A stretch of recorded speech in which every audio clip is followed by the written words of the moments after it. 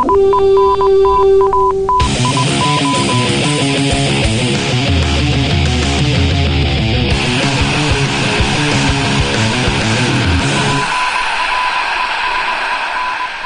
is Norse Code, or to be more specific, Part 2 of Episode 50 of Norse Code. This addendum to Episode 50 is comprised of the latest news on Adrian Peterson and some schadenfreude as we consider the latest developments in the ongoing scandal in Baltimore, as well as the number of the week, a mailbag, and some wildly irresponsible prognostications. My name's Dusty O'Connell, and I am your host. I am joined tonight by our producer James Bogachnik and our regular co-host and analyst, contributor to Daily Norseman and Vikings Journal, and the editor-in-chief of Vikings Territory, Arif Hassan. Well, I feel like we should probably talk about the elephant in the room and why our run game is so terrible at the moment. What's the most recent update to the Adrian Peterson situation? Is it really still the elephant in the room? Hasn't the sun... I mean, no, I'm serious. Hasn't the sun kind of set, both like PR-wise and kind of like what's going to happen wise on this for quite a while? Yeah, I mean, there's not many additional updates on this. So the biggest differences are now we have competing reports about what's going to happen with Adrian Peterson. So we've got this report from Jason Cole, who used to work for Yahoo Sports and now works for Bleacher Report. He's a pretty decently well-connected insider, even if his analysis is terrible. Sort of like wasn't John Clayton, the former Seahawks beat reporter, like the ESPN nerd guy, and Schefter's a terrible analyst, but a very good insider. Jason Cole's kind of like the same way, except he's not as good an insider as Schefter. So he says, a source close to Adrian Peterson and a source within the team both say they will believe he will return this season, and eventually he will get his legal woes fixed in the state of Texas, be able to play again this year.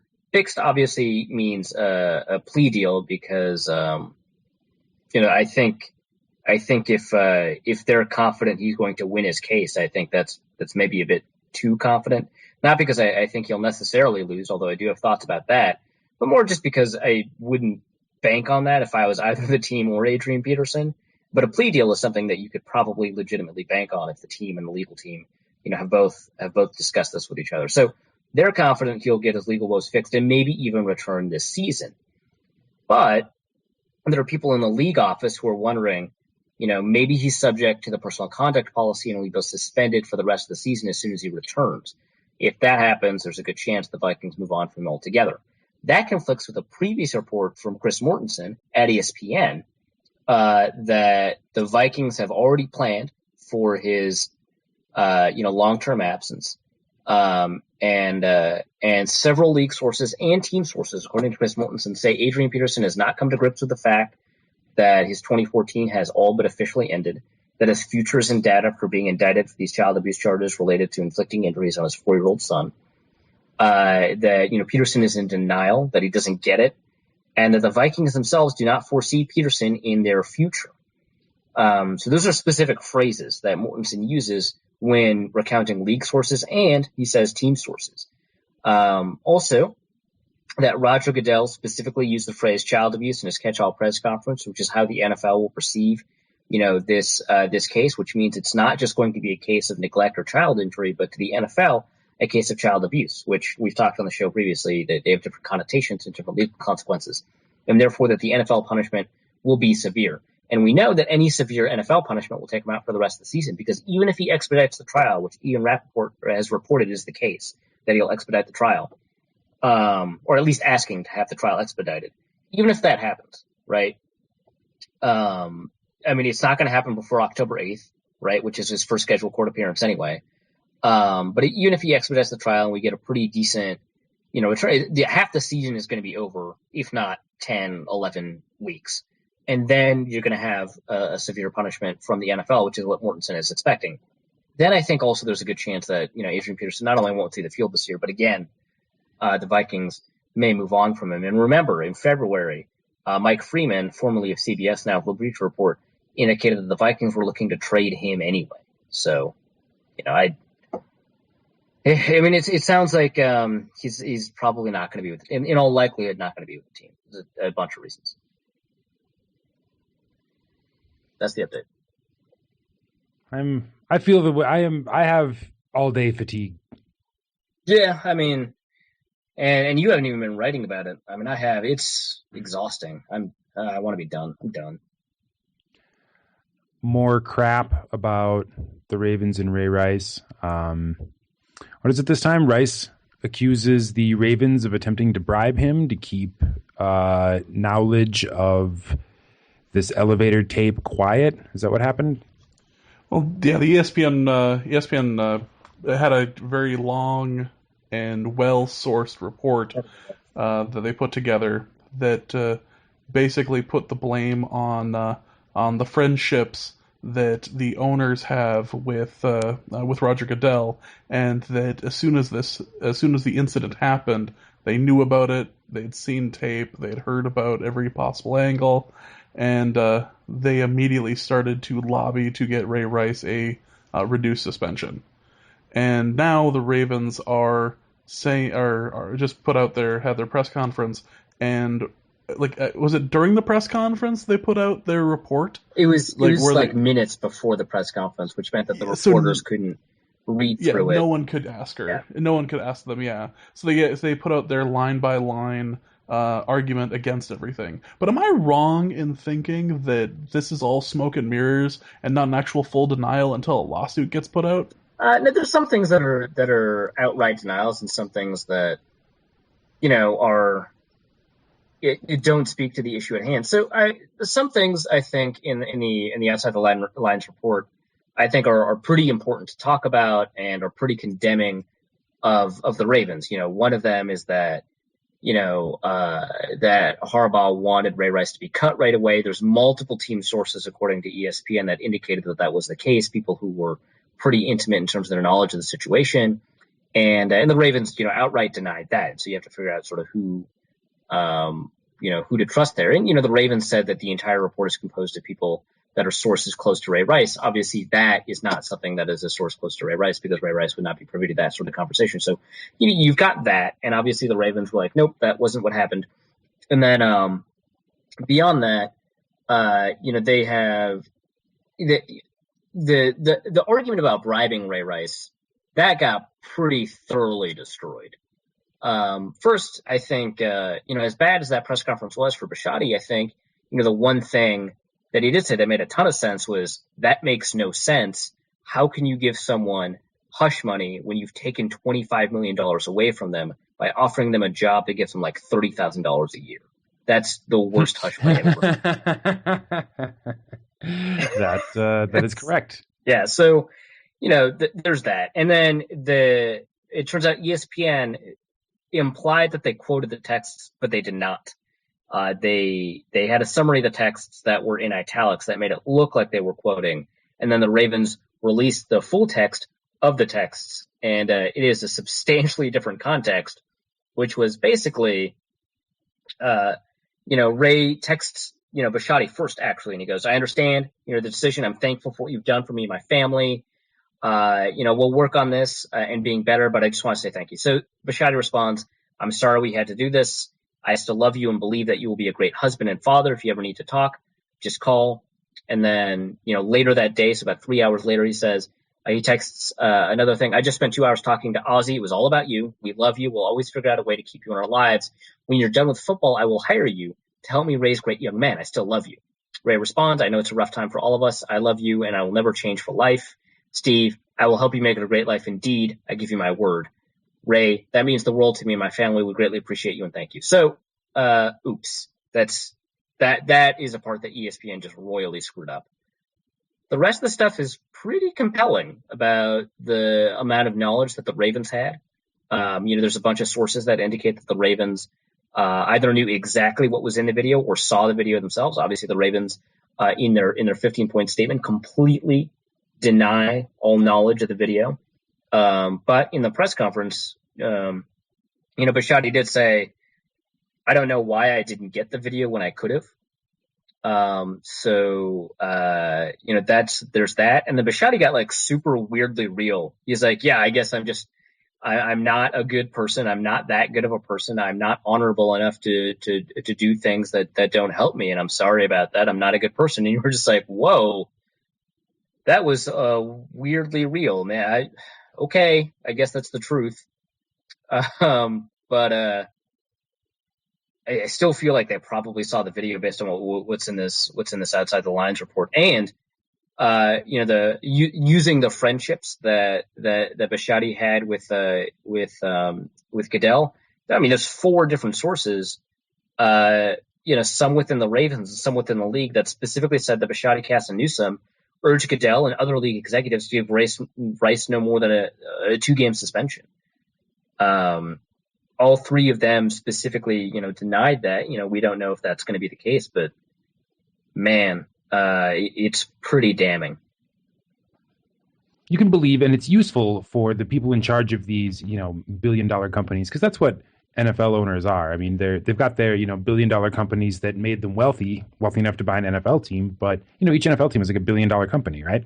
Right. And it's useful for the owners of said companies to kind of have this belief out there that they're, drunken, doddering fools or whatever. And in some cases that may be true, but I believe in most cases that it is not, that a lot of these people are very savvy. And when something like the Ray Rice elevator video happens and becomes known to someone, then it is very quickly known to all, and everyone whose business it is gets to see it. And then the discussions start about who saw it on the record and who is not going to talk about having seen it, and where the denials start and this and that. The language parsing begins. Yeah, and I think it's useful to believe that not every owner is Jim Irsay, and I think so the only other argument against that is that they are particularly canny and they are particularly savvy, but their savviness extends not to trying to figure out what's on the video, but in terms of plausible deniability.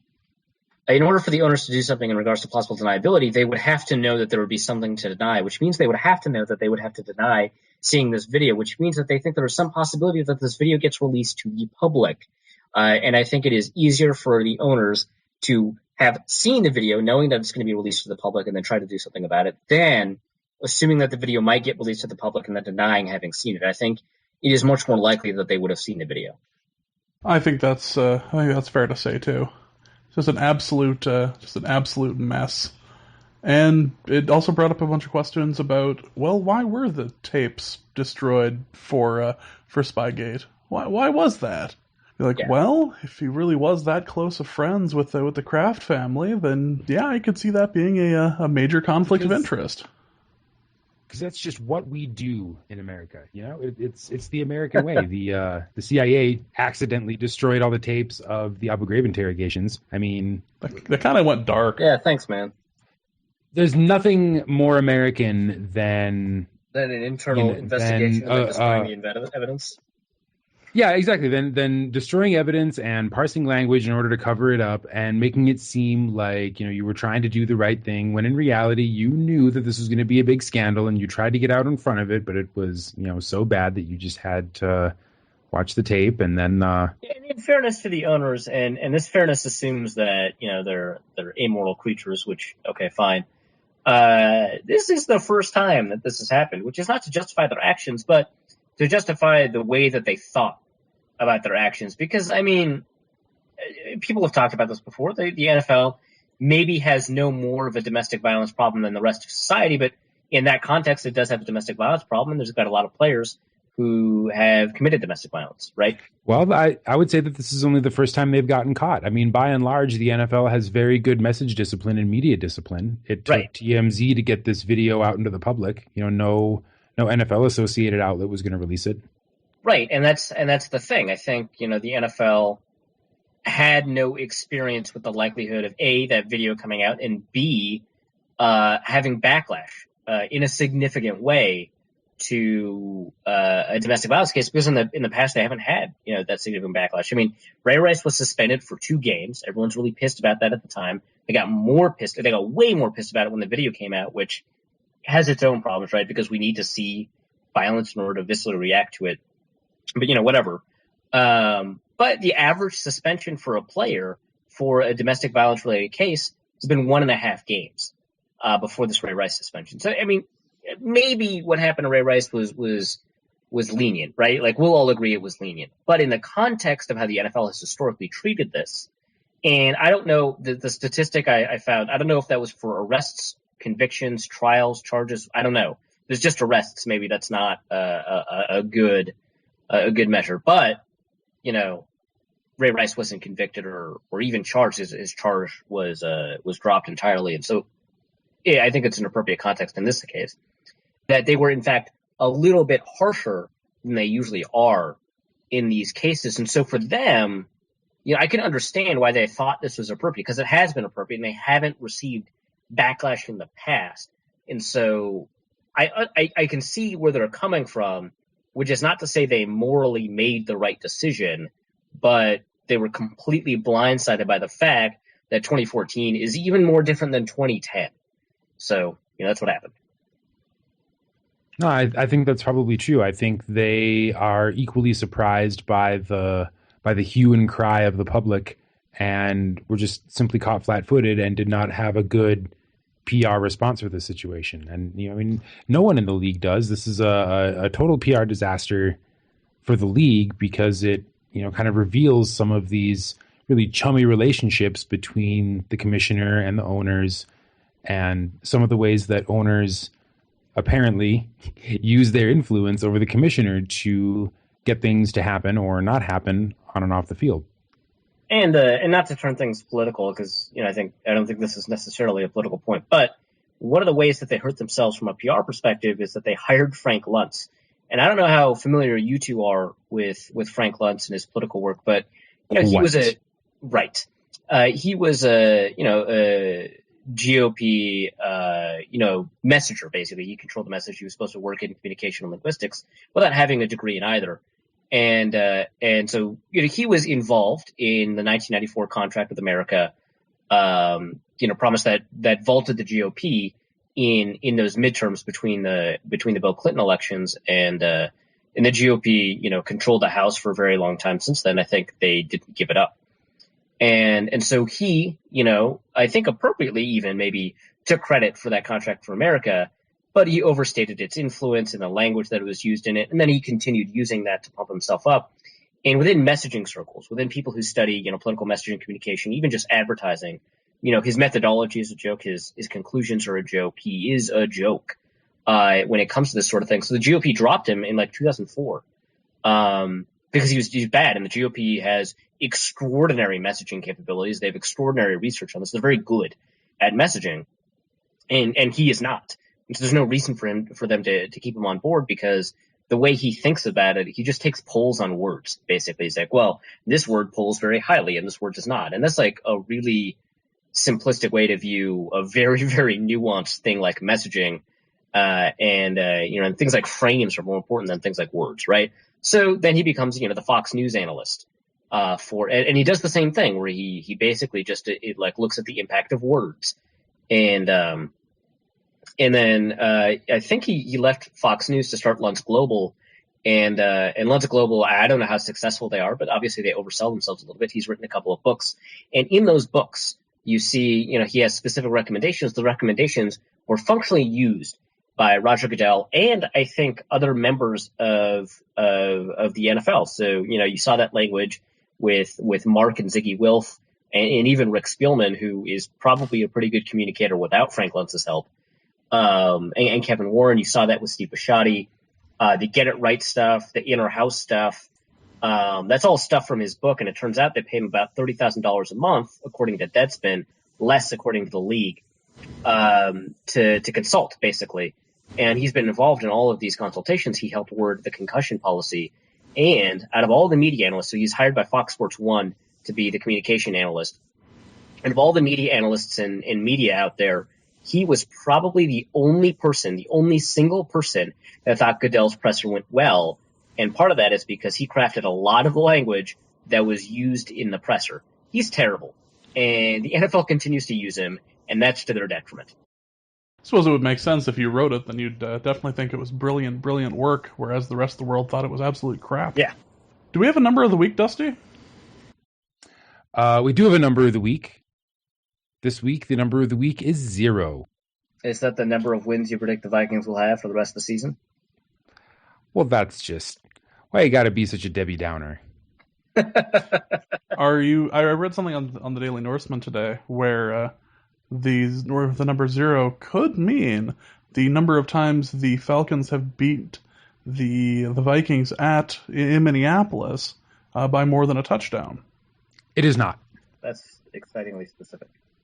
That is distressingly specific. I don't know who wrote that article or why you remembered that, but no. I remember a particular Minneapolis game where they did not need to win by a touchdown in order to crush our hopes and dreams. So, Really?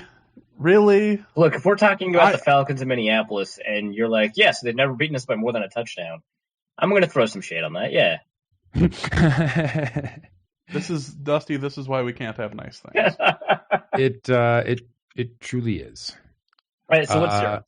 0 is the number of fumbles the Vikings have given up this season, or the number of fumbles that have resulted in turnovers. It's also the number of fumbles they forced, I think. That is correct.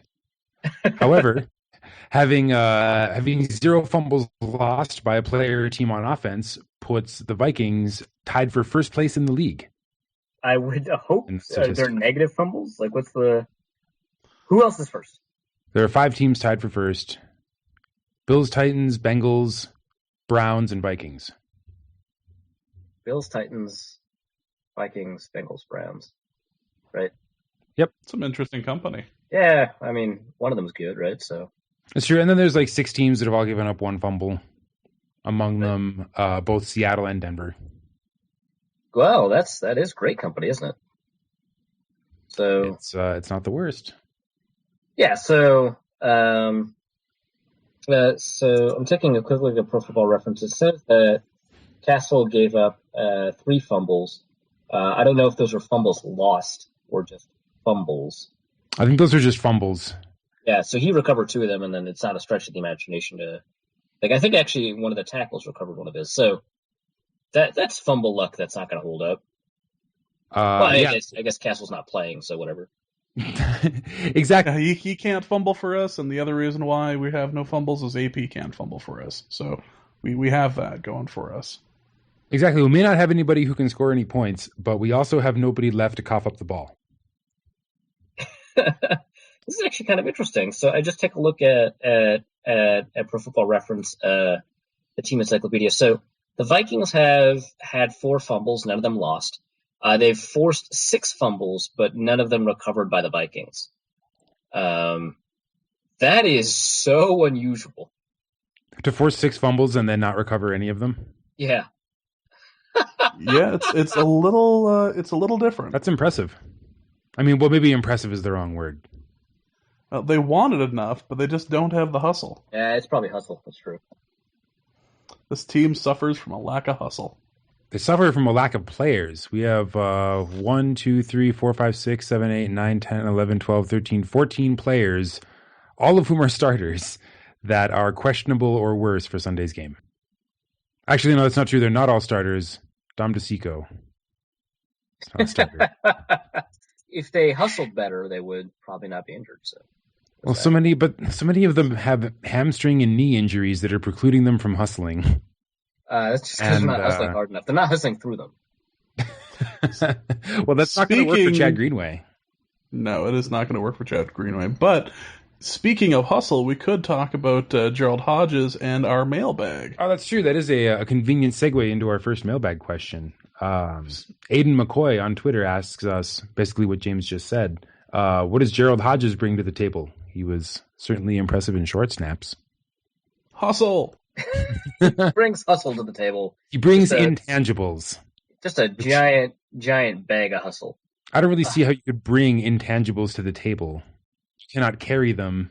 Well, you put them on a platter, you present, you reveal how them would, to the rest how of would the you table. get them onto the platter? You can't touch them. You just put them You can't just put leadership on the table. You really can't. That's what I'm saying. I mean, Hodges, he's so leadery that he just shits hustle. And he puts it on the table. He should get that looked at.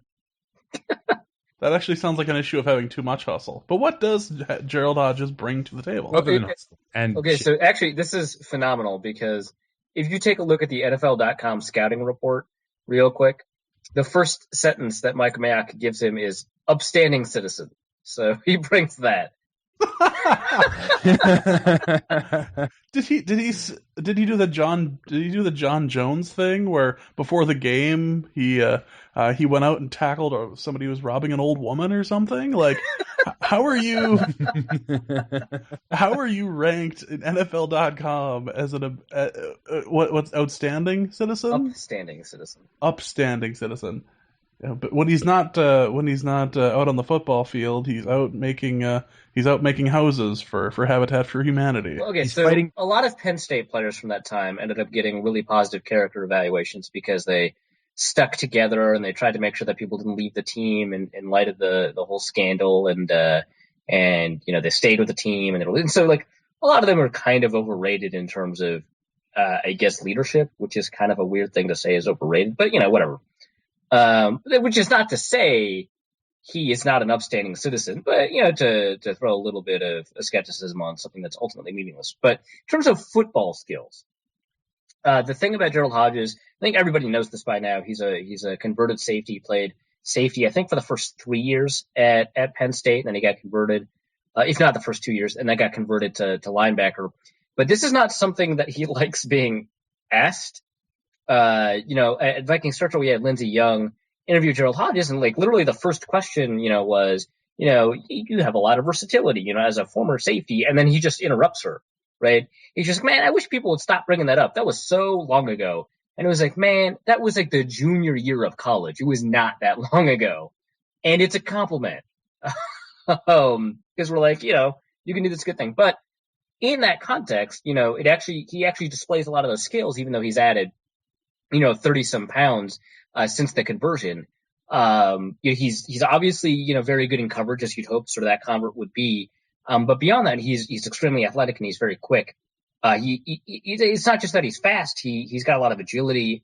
He's got very fluid hips. He has the ability to stay in coverage, in man coverage with running backs and tight ends. And in zone coverage, obviously he can plant really well and drive to the ball. He isn't as, instinctive as some other linebackers. But that doesn't mean he doesn't react as quickly. It just means that his instincts are not, say, as good as Chad Greenway's, were back in sort of the peak of his career, or, as good as Michael Mahdi's instincts are purported to be. But when he's engaged and when he's about to engage, he's very good because he's not just fast, he's strong. He's technically skilled because he can get off of blocks pretty well. He knows how to sift through traffic. And he hits pretty hard. But he, sometimes he takes, somewhat questionable. I wouldn't say he takes bad angles in the tackling game. I think that might be overstating it, but sometimes takes questionable angles to the ball carrier and sometimes whiffs on a tackle because of it, or at least he did sort of at Penn State. If that's been cleaned up, we haven't had a lot of opportunity to see that. Even though he's sort of a weak side linebacker for the Vikings now, he's not traditionally in 4-3 systems. The weak side linebacker is the one who rushes the passer because they have the ability to take care of the B gap that's uncovered. That's not true in the system. The weak side linebacker is in fact lined up over the strength of the formation, over the 3 technique, so he doesn't have to blitz as much, which is fine because he's not necessarily all that good of a blitzer. He bites on play action a little bit, and he likes to make the first move because he has a very good first step, and sometimes that's not necessarily the best thing to do because your read on the situation might be wrong. So if that gets better, he'll be an extremely good linebacker. Instincts are probably the most important thing a linebacker has, and his aren't necessarily bad. They're not great. And then you add to the fact that, for a linebacker, he's not particularly bulky, or he doesn't have particularly long arms. That's an issue. I don't think it's too much of an issue. But for the most part, I think, he's a great coverage linebacker who just needs to make sure that the way he reads plays, the way he reads keys, is on point. So that's what he brings. I think there's a possibility for him to be very good. He's probably better than Chad, although Chad has been fine, the past 2 weeks. Obviously, this last game before he got injured, he was not particularly good, but he was fine this season before he got injured. But there's a possibility that Gerald Hodges is just a better player, and that'd be surprising because he's a mid-round pick that hasn't seen the field a lot. But if you take a look at linebackers and where they're drafted, a lot of really good linebackers. People who are not Navarro Bowman or Patrick Willis or Sean Lee or Ray Lewis or whatever, or Luke Kuechly. A lot of really good linebackers are drafted sort of in the mid-rounds. Not recently, right? You got Levante David and Bobby Wagner, but for the most part, yeah, a lot of really good linebackers get drafted in the middle rounds. And so it's not super surprising to see that happen. I think, there's a good chance that he'll outplay Chad Greenway, and he probably won't take the job because I just don't think that's how this coaching staff evaluates Greenway. But I think he could do a pretty good job and have a good argument for taking the job from Chad Greenway, and probably At Watska writes us, realistic expectations for Teddy. Win-losses for the rest of the season. Looking at what remains of the schedule, I can see 5 wins. That would not be outside the realm of possibility. Maybe more, assuming that we lose one game against the Bears and win the other one, probably the one at home at the very end of the season. I think we could pick up 5 wins. It obviously depends on sort of a lot of things like injuries and stuff like that. But you take a look at the schedule, you can see the Jets as a win. I think that you can see the Bears game at home as a potential win. The Dolphins are doing worse than I expected. So far, there's a possibility of a win there, although they did destroy the Patriots. So, who knows?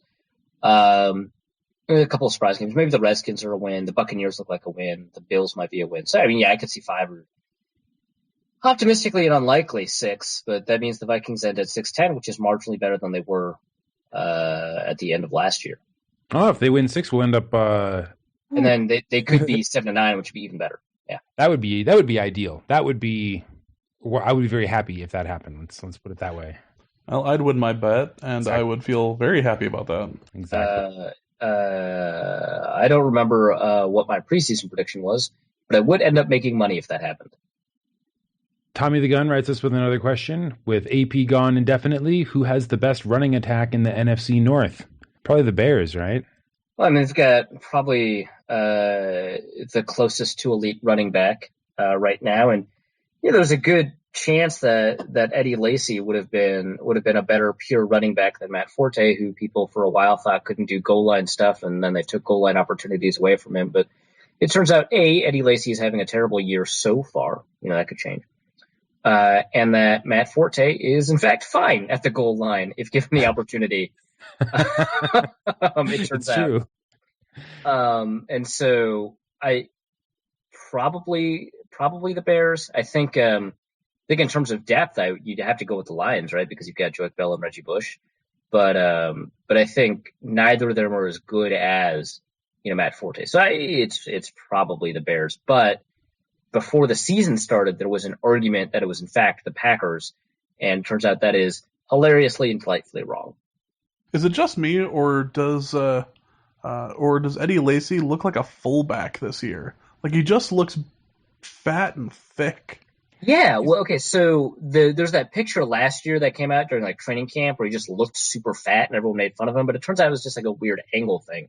He didn't actually look particularly big during the season, but this year he looks definitely bigger, right? Unquestionably he looks bigger. Well, he's a chunky dude. He's listed in Pro Football Reference as 5'11" and 231 pounds. Yeah, so it looks like he's bigger than that now. But he's not as quick or as fast as Mike Tolbert, so that's a problem. Well, if he's carrying around that much weight, I can't say I'm terribly surprised by that. No, he looks like a fullback. It's just funny to watch him move right now. He's running in slow motion. Yeah, we talked last year when the Packers drafted Eddie Lacy about that article that came out. I forget where I was probably in one of those Green Bay newspapers, like the Gazette or something, that he just does not care about football at all.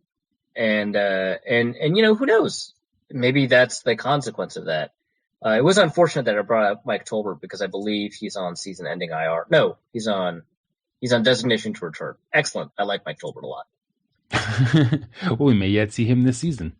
Agro Magnet writes us, I can see Barr as best choice for green dot of available linebackers, but why not Harrison Smith? Do non-linebackers ever get the dot? Safeties do actually often get the dot. They don't like to because it's very difficult for them to communicate with the rest of the team because, the process for the green dot is that, by the way, Anthony Barr does have it. That was confirmed today. But the process, that involves, you get the defensive call, and sometimes you get some of the checks. Sometimes you don't because the checks are determined on Friday. But you have to communicate that to the rest of the defense, whatever way you do. And it's much easier for a linebacker to do it than it is for a safety to do it, just because of the way they're positioned on the field. Right, because no one can see you if you're a safety and you're already lined up. Yeah, right. And it's very difficult to check too, because the person with the green dot is the one who checks. And if their initial coverage puts them, high up, 15, 17 yards back, in order to check, you have to run down and tell the rest of the defense to check before, the ball is snapped. So, I mean, and there are safeties who've done it. I believe Troy Polamalu had it for a while. I believe Eric Berry had it for a little bit. I mean, there are safeties who've done it. In fact, there's a really good story by Matt Bensel. He's with the Star Tribune now. Before, he was covering the Baltimore Ravens, and he actually has a pretty good story about the whole green dot thing, what it means, why safeties don't necessarily have it all that much. Dr. Tomlinson writes us, why has the play calling looked Musgrave-like? Are limited plays because of lack of talent, perhaps on the offensive line? Well, I think maybe in terms of the amount of yardage you might be expected to get or the average depth of target, you could say they might look Musgrave-like. But I mean, schematically they don't, right? Because Musgrave would run all curls on like 3rd and 7. And okay, and ain't nobody got time for that. Yeah, and we don't see that. But I mean, we have seen the Vikings run on 3rd and long, right? And that's something that Musgrave did too. And you'd hope that the reason that that particular quality is similar is because of talent. But I mean, the Vikings running talent at this point is substantially worse than their passing talent. So you can't really say that either. And I guess part of it is that we might be expecting too much of football teams in general, right? So like if you take a look at play calling tendencies on 3rd and 12 plus, because that's the thing that seems to get people, right? So if you take a look at that, you'll actually find a lot more rushes than you just expect, especially when you're deep inside your own territory. The percentages on 3rd and 12 plus for rushing plays versus passing plays. So there's 154 passing attempts and 41 rushing attempts. And that's actually, I think, probably higher than you'd expect. And that's just this year.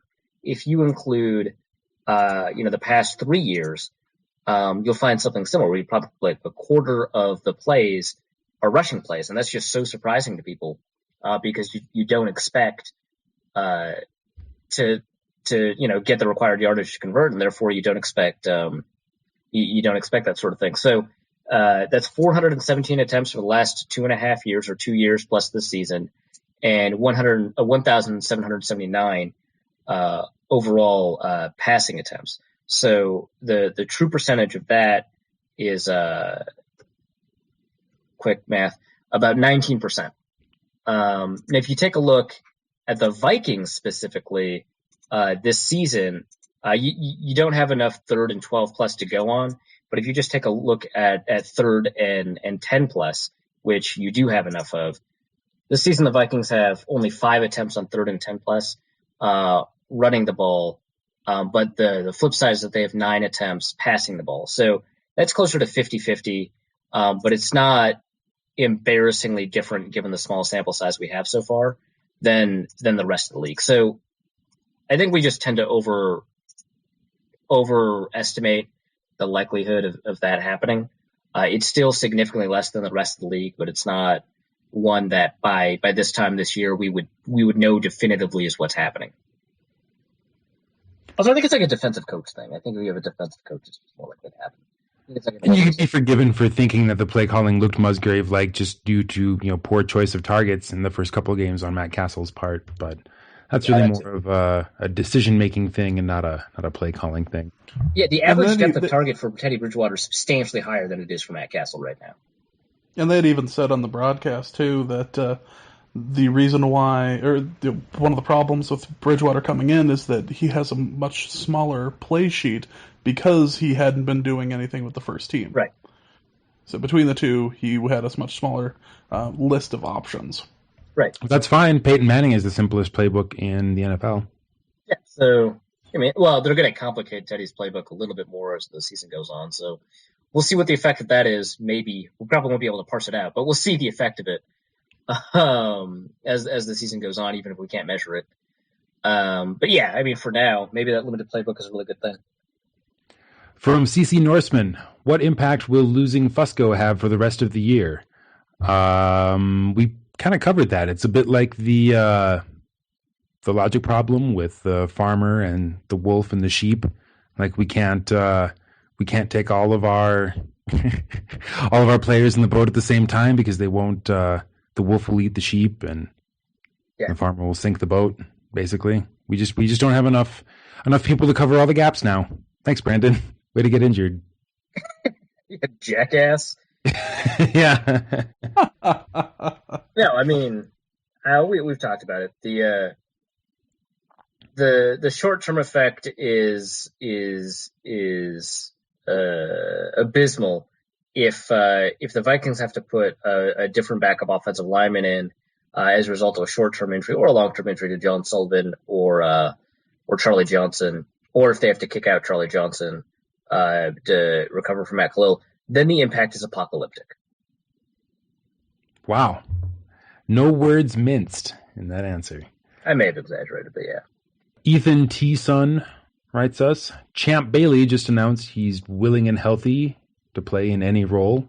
Should the Vikings give him a call? Absolutely not. It's a little late for that.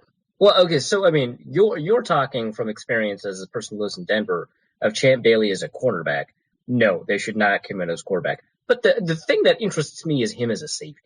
That's what I'm curious about. Well, you see old cornerbacks convert to safety and do a pretty decent job.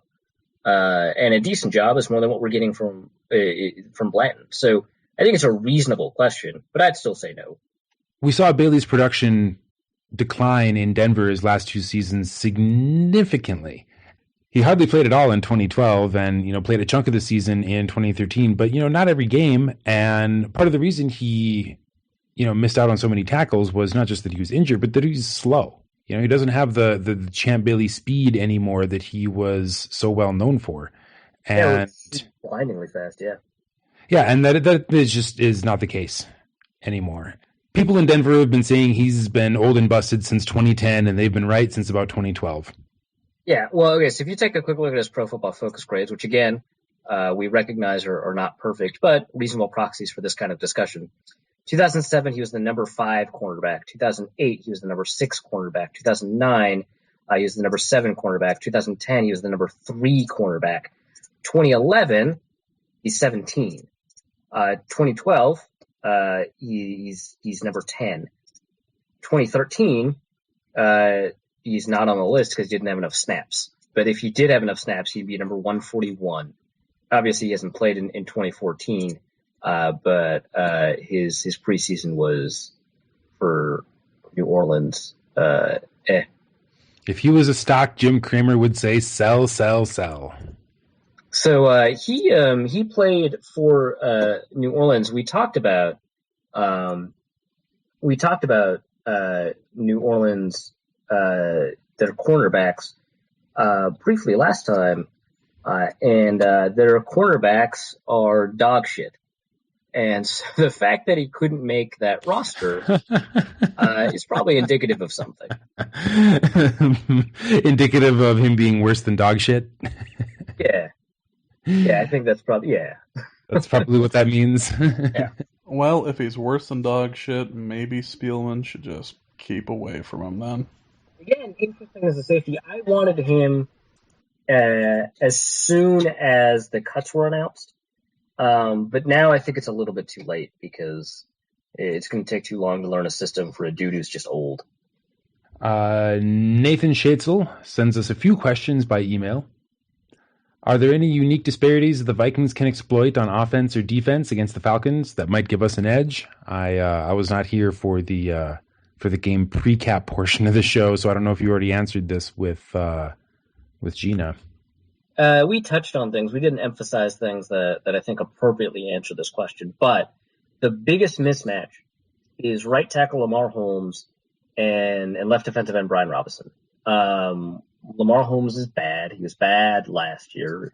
He's slightly better, but still very, very bad through the 3 games that the Falcons have had. And they've completely reworked their offensive line, except for Lamar Holmes, who remains a right tackle because there's only so much you can do in one offseason. And the hope is that with Mike Tice as an offensive line coach, that they could improve, Lamar Holmes and Joe Hawley, who showed up as the starter midway through last year for the Falcons. And it doesn't so far look like that's the case. He's better in pass protection than he used to be, but still not particularly great. So that's probably the biggest mismatch that the Vikings have going in their favor. When it comes to the rest of their offense versus the rest of the Vikings defense, I don't think that there's any particular mismatch, which is great, except, the Falcons don't really have a tight end, worth paying a ton of attention to. I mean, because the Vikings have had to deal with Gronkowski and Jimmy Graham, and even to a small extent, Jared Cook. But, I mean, Levine Toilolo, that dude can get open, but, his hands are terrible. They were terrible when he was in college. They're terrible now. And he's not very good at catching the ball, despite the fact that, he's 6'8", I think, and can get open pretty easily for a player of his caliber. But he can't catch the ball, and then behind him, it's kind of a wasteland at tight end anyway. So, you have the ability to take away some options in the passing game, but they like to spread the ball anyway. They go 4 receivers, right? They go 3 receivers a lot.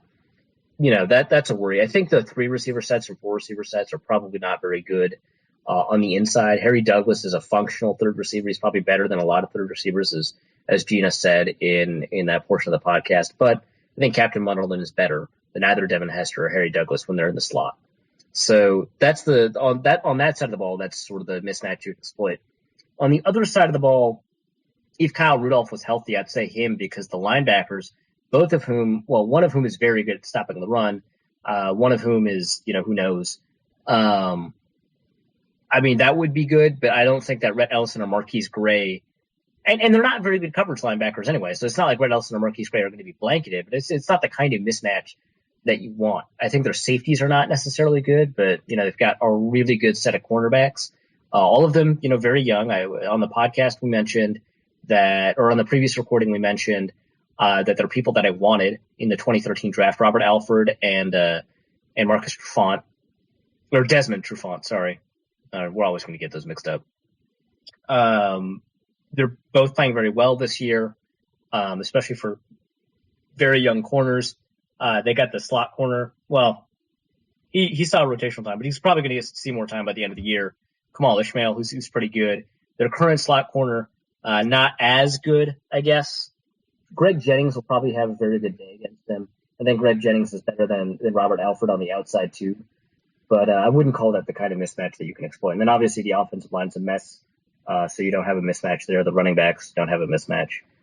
So that's what you have. If Adrian Peterson is released from the Vikings at the end of the year, does the team receive any draft compensation for his loss? Only if another team signs him. Wait, no, actually, no. Cutting players does not result in draft compensation. Only the end of their contracts do. So, no. On a scale of Ferrari showroom to Arif's hair on a windy day, how much of a mess is the Vikings offensive line right now? Oh. I think we're overstating the mess of my hair on a windy day because I do not have very much of it. But if we're to say that is the messiest, In between the two, I'd probably go with an engineer's desk. Ooh, I was going to go with dog diarrhea. Okay, that's a pretty big mess. I think an engineer's desk is less of a mess. I think that there's good signs, but without Brendan Fusco and with Phil Lodell playing the way he is, I think an engineer's desk is more chaos and less just, inherently messy than. That's a good point. You're going for chaos. You're going for chaos plus function there. Yeah, no, that's maybe the engineer desk is wrong, because that is functional. Let's go with dog diarrhea. Possibly the best thing ever said on tape. Let's go with dog diarrhea. So that is the Norse Code Mailbag for this week. Feel free to tweet us your questions at NorseCodeDN at any point during the week. We will cull from them to create a mailbag of appropriate length every week. You can email us your questions, norsecodepodcast@gmail.com. We decided to do things in a slightly different order. Shake it up for our 50th episode, Fiftacular. We will end this week's show on wildly irresponsible prognostications, starting with a couple from listeners. Kyle Segal offers yet another wildly irresponsible prognostication. I don't think this one should count because it stretches into 2015. But Kyle's prognostication is that Matt Khalil is replaced by Tiny Richardson in 2015. I think it should count. But it's not going to happen. That dude doesn't have any knees. There's no way. He's going to need like some crazy like Kyle Broflovsky basketball knees.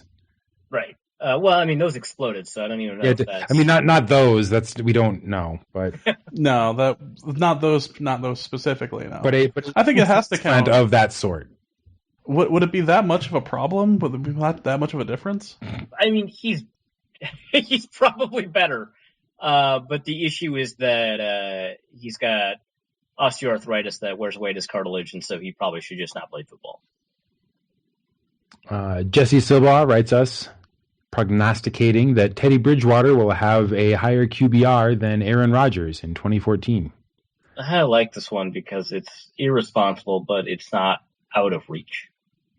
I know. I want to believe that it'll be right, and I can see how it could be, but it's one of those things where you can come on. You can construct in your head that this can happen, right? You can be like, well, this. But I mean, if you just look at sort of the raw objective data, no. But we're going to need some starting players on our offense. Like we're going to need the first team to come back if we want. So that's one of the maddening things about QBR to me is that it's supposed to be independent of the offensive line and the receivers, and it's supposed to divvy up credit appropriately. And of course, it does a terrible job of that. And ESPN doesn't even think of it that way when they talk about it, because they often talk about QBR when a particular receiver is on the field or not on the field, or when a receiver is targeted or not targeted in the splits. And it's like those splits should not matter because the idea of QBR is that you're separating out, the impact that offensive line and receivers have, and that's obviously not how you're using it. So I think you're right that you've got to have different. You've got to have more offensive weapons, but I think that violates the spirit of what QBR is attempting to do, and ESPN is totally fine with that. Well, then it's not QBR's fault that it's a terrible statistic. Well, I guess not. It also is not QBR's fault that anything is true because it is not the thing that can take credit for blame. All right, Mr. Shallow and Pedantic. Here's one for you. My prognostication for this week is that no member of the Broncos team or front office will be cited for an alcohol-related violation of either NFL policy or Colorado law between now and the end of the season. That is, in fact, irresponsible because of Matt Russell and Matt Prater. And also, I specifically mentioned the front office because I wanted to make this even more irresponsible. Also, the director of player personnel and the director of pro personnel, who were both arrested. Yeah, Matt Russell and Tom Heckert, both arrested last summer. When Matt Russell was arrested, his blood alcohol content was 0.246, more than 3 times the legal limit. Well, he was thirsty, so yeah. It is not known what exactly Tom Heckert's BAC was immediately following his arrest at about 10:38 p.m. because that information was redacted from the police report. But Heckert blew a .162 when he was released from jail at 5:45 a.m., almost 7 hours later. Wow. Now the rule of thumb, and this is not applicable to every single person, but the rule of thumb is that you sober up approximately 0.02% per hour. So 7 hours times 0.02 is 0.14. So if you tack that on, the redacted number is probably pretty close to a 0.30, which is an astonishing amount of drunkenness, the kind of drunkenness fatal. It would be fatal to someone who was not a heavy drinker. Yes. That's quite the drinking. That's probably why they redacted it. I imagine if they had, access to that data, or if the court had access to that data, then there might have been, some different charges. Colorado is pretty strict about having gradated charges depending on how drunk you were when they busted you. Anyway, Heckert and Russell and Matt Prater and, the litany of others over the past several years kind of leave you with the impression that there is a culture of alcohol abuse in the Broncos organization, which, I could understand. And so my wildly irresponsible prognostication is that this tendency toward alcohol abuse will not ensnare anyone on the team or on the team staff. That is certainly irresponsible. I have this question. Is it not easier to feel the effects of drunkenness in Colorado because of the air, or has everyone already adapted to that? So there are a lot of kind of myths and half-truths about the effects of altitude and alcohol metabolism. It is true that if you are accustomed, like if you live at sea level and you get on an airplane and you land in Denver, or if you land, it's more common to experience this effect at even higher altitudes, like at ski resorts up in the mountains above 10,000 feet. But even if you were to land in Denver from sea level and, you went out drinking at, 6,000 feet, then yes, your blood will contain fewer red cells and be less efficient transporting oxygen through your body. And so you may feel drunker along with, some of the other symptoms of altitude sickness, but that is not a... But it does not enhance specifically the effect alcohol has, or that your blood alcohol content would feel or interact higher than it actually is. Correct. You're just experiencing intoxication alongside the symptoms of altitude sickness. Okay. The converse is also a myth. If you are accustomed to drinking at high altitude, you will find that your tolerance does not increase when you go to sea level. All those times that Dusty comes back from the mountains and comes home, he says he's been training at altitude. He's really just full of shit. I'm really just an alcoholic. Yeah. That's all that means. So I have a wildly irresponsible prognostication, and it has to do with the drug policy that just got put in. I'm going to say that the average size / weight of offensive and defensive line players is going to go down 15 to 20% in the next 2 years. So that is insane. I think it's even outside the realm of wildly irresponsible prognostications, because that is an enormous loss of weight. There's no way those guys are that jacked up. There's no way. I could see maybe 5%. Yeah. So actually, in anticipation of this, I actually did pull up because I wrote about this previously. I did pull up the history of how offensive and defensive linemen have increased in size over the years. And in fact, one of the things that's interesting to me, and one of the reasons that I think the running game could cycle back, not that it will, but one reason that you could say that the running game could cycle back and become dominant again or whatever, is that offensive linemen have gained size at a rate far faster than the people that they block. So linebackers have grown 5% since 1970 in weight. Guards have grown 20%. Defensive tackles have grown 15%. Offensive tackles have grown 19%. So I think that this is just a thing that happens. There's no way they're that jacked up. I mean, this is since 1970, and I bet they were more likely to use HGH in 1970 than they are now. Well, and they were probably using the horse growth hormone in the 1970s too. I mean, yeah. Who even knows what they were slamming into their veins? Well, that's sweet, sweet cocaine. Oh, it does thin people down. That would make you lose significant weight. Maybe that's Matt Khalil's problem. Maybe we should get him some of that China White. Light a fire under his ass. I'd light a fire somewhere. All right, Arif, time for your wildly irresponsible prognostication for the 50th episode of the show.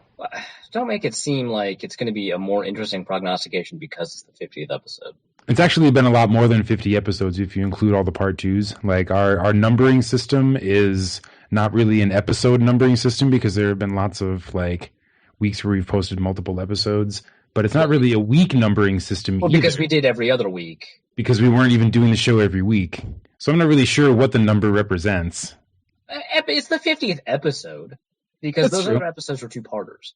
And it is physically impossible for me and Arif to get on Skype and not have a taping that goes for 2 hours. No matter what has already been covered, it is we just beautiful law that we just fill. Like we completely skipped over the precap, and here the Skype call is already over 2 hours, and there's still like a part of another Skype call that gets appended on. Like it's just an immutable law of the universe that we are going to fill whatever time is given to us. So those shouldn't count special. This is an entirely new set of topics. At any rate, what is your prognostication? That the leading rusher for the Vikings at the end of the year is not currently on the 53-man roster. That doesn't strike me as very irresponsible. It's wild, and I'm excited to see who it actually is. But I mean, I think you're probably right. Now, what if it just turns into Bridgewater? His scrambles just end up being the. Well, I'm aware of that, but I can connect those dots at least. That would be depressing in a sense. I think it's possible if the Vikings keep on bringing in different running backs, right? Then there's no running back that has the opportunity to take, enough attempts to build up a reasonable amount of rushing yards that will overtake. I don't know. Well, it'll probably be like 275 scrambling yards from Teddy Bridgewater, maybe. I think that we think it's all more likely than it is, but teams with running back problems don't tend to solve them in the middle of the season. I was thinking that. I was trying to go through and think, like, gosh, who could we turn to, before I asked you the question so that I could, maybe have some names to throw out there. And there just are not that many. I mean, the running back is not a position where there's a lot of back and forth movement in the middle of the season. Yeah, I mean, one person I didn't mention is LaMichael James.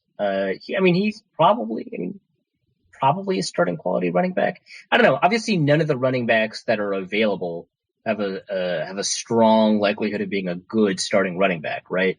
Only one of them I mentioned was a starting running back, and that's been Jarvis Green-Ellis, and some people are pretty wary of him because of the way his career in Cincinnati ended, which was not ignominy or anything like that, but it's just like clearly not as good as the other people that were around him. But then everyone else has been like, yeah, so I've had like 50 career NFL carries. Please evaluate me based on that. Or fewer, like practice squad rookies. So, you don't what the Colts traded for a running back, right? Trent Richardson. And that didn't even turn out well. I mean, the Browns were happy to get rid of him. But I mean, there's not like a good history of midseason running back trades. I think Marshall Faulk got traded midseason. That's kind of reaching. Yeah, that's kind of reaching a little bit far back though. So what was that like? He didn't even have that. The other thing is he didn't even have that great of a season once he got traded over to Seattle. Like it was like near the trade deadline when he ended up going over there. Well, I was talking about Marshall Faulk, not Marshawn Lynch. Oh, sorry. Yeah. I mean that's another good example. Marshawn Lynch from the Bills to Seattle. It's A, not a thing that happens, and B, not a thing that ends up resulting in a ton of success, at least immediately. I guess when Marshawn Lynch was traded, he did end up becoming, I believe, the leading rusher for Seattle that year, because he ended up with 573 yards in 2010 for Seattle. Let's take a look. And that's the leading rusher because their second rusher had 523 yards. So not even by that much. And he got traded like early. He started 11 games. He played in 12. Well, maybe it is a little irresponsible then. Given that it hasn't happened, yeah, I think. It's all right, fine. It's wildly irresponsible. Are you happy now? A little bit. I don't think you've ever been happy. That's true. I exist to be angry. That makes sense. All right. It explains the Chad Greenway situation anyway. Man, I was kind of upset because I wanted to take responsibility for him turning it around this year because he was like average, and that's great. Vikings haven't had average at linebacker for a while. The Vikings haven't had a lot of things for a while, and this was going to be our year. You know, I was reading an average linebacker. to have an average lot of things, you know, to have an average defense, to have an exactly average replacement level quarterback. So many pieces, and now we have none of them. Poor Matt Castle in his press conference where he was talking about how he's done for this season. He's like, you know, you put yourself through so much to prepare and to, you know, try to execute to get yourself in a position to do good things during the season. And we all had such high hopes. We all thought we were on track for so much success. And now then we remembered we were the Vikings. And success is just not in the cards for us. Yep. Man, I bet it would be such a Vikings thing to do, to trade a first-round pick for a running back, too, now that I'm thinking about it. And you know who the perfect running back for that would be? Doug Martin. All right, we need to end this show so Arif can stop suggesting things to Rick Spielman, because we don't need these ideas getting out into the world. Yeah, right. The last thing we need is to have our fortunes pinned on Doug Martin. Look, if Rick Spielman listens to this podcast and decides to take any of the advice, then we're already screwed anyway. So then we have accepted way more responsibility than we are prepared to. All right, prepare for that mind-numbing trade for Doug Martin. I will, if it happens, if there's even a rumor of it, I'm just going to take that as proof that the Vikings front office listens to this show. Well, I mean, we could put a lot of things out there just so that we can take credit for it. I mean, they could trade a second-round pick for C.J. Spiller, right? That's out there. Well, let's save a few prognostications for future episodes. So but we got to talk about trading for DeMarco Murray. A broad palette of reasonable choices from which to pick that we have offered to management. All right. Oh my goodness. I think we've done it. This has been episode 50 by our mysterious naming system of Norse code. Good news, everyone. The iTunes feed and the Stitcher feeds are both fixed. You will find links to the updated feeds in the show pages, both on Daily Norseman and at our website, NorseCodePodcast.com. Please update your iTunes subscriptions. For all your podcast needs. Yeah, if you use iTunes, make sure you sign up for the new feed because the old one won't update anymore. And it would actually be really cool if when you signed up for the new feed, you gave us a review or at least rated us 5 stars. So that we could once again kind of float up towards the top of the sports podcasting popularity pool. I want to say thank you to our newest sponsors. Richard Swanson donated again upon our blase treatment of classy gentleman Jerome Simpson. John Mulaney also threw in his contribution to the hat. Thank you, John. You are free and clear from ever having to listen to our listener thank you segment ever again. You can tweet at the show, as James mentioned before, at NorseCodeDN. You can tweet James directly at Big Mono. Arif is at Arif Hassan NFL. You can follow him on Twitter and collect all of his musings and updates about all the various blog type things he does for Daily Norseman and Vikings Journal and Vikings Territory, of which he is the editor-in-chief. I am Dusty O'Connell, and you can follow me at NorseCodeDusty on Twitter. Daily Norseman hosts all of our podcasts, dailynorseman.com, and, of course, NorseCodePodcast.com. If you go all the way down, you can click that little PayPal donate button and give us your $5. You can go all the way up to the top and check out the wall of fame of previous donors, and also connect with us on Twitter and Facebook and by email, and, of course, all of our episodes are hosted there for you as well. And a special thanks to Gina Thompson from The Falcoholic.